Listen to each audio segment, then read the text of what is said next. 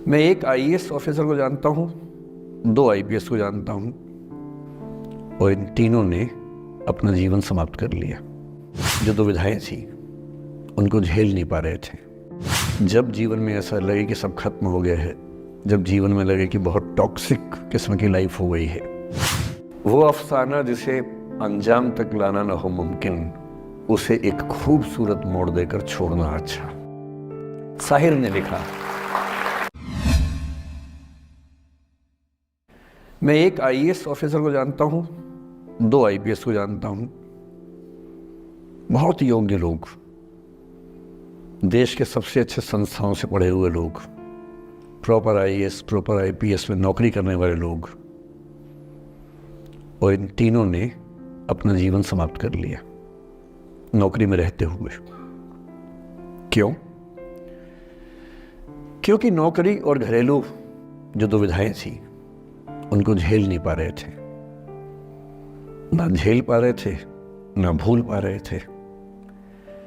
Let go नहीं कर पाए तो गिव अप कर दिया। और इसलिए मुझे अक्सर लगता है कि जितनी चीजें हम सिखाते हैं बच्चों को, हिस्ट्री, इकोनॉमिक्स, लिटरेचर, वो सब ठीक है, उनका भी महत्व है। शायद उससे ज्यादा महत्व इस चीज का है कि ये समझे कि अपने इमोशंस को कैसे मैनेज करना है। जब जीवन में ऐसा लगे कि सब खत्म हो गया है, जब जीवन में लगे कि बहुत टॉक्सिक किस्म की लाइफ हो गई है, उससे बाहर कैसे निकलें, शायद ये सबसे महत्वपूर्ण लेसन होता है जो हम सबको सीखना चाहिए। मैंने कहीं से सीखा नहीं है, ना मैंने ऐसी किताबें पढ़ी हैं। हालांकि मैंने 2 किताबें मंगवाई हैं पिछले हफ्ते, पढ़ी नहीं है अभी तक, तो मैं किताबों के बेस पे नहीं जानता कैसे सीखते हैं, लेकिन जिंदगी से तुम सीख सकते हैं। इन कहानियों का सबका एक ही सार है, वजह अलग अलग है। एक व्यक्ति ने इसलिए अपना जीवन समाप्त किया कि वो रिश्ता उसके हाथ से छूट रहा था।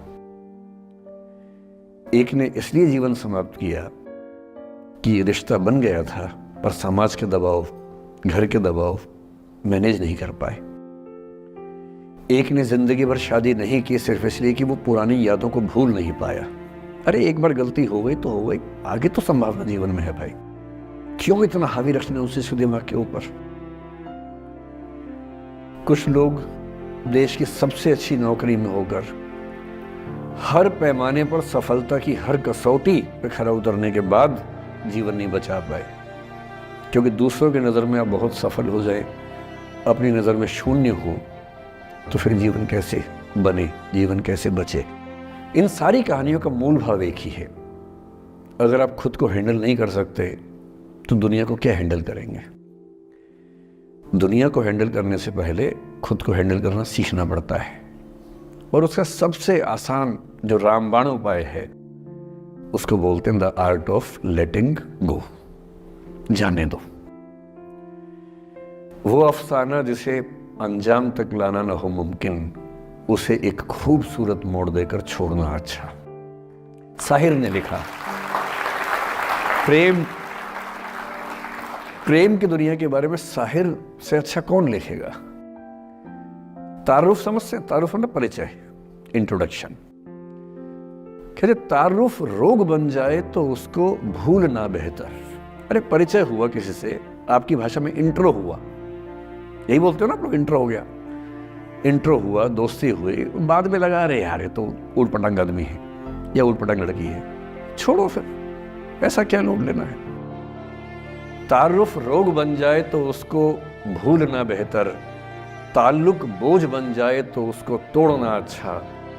वो अफसाना जिसे अंजाम तक लाना ना हो मुमकिन, उसे एक खूबसूरत मोड़ देकर छोड़ना अच्छा।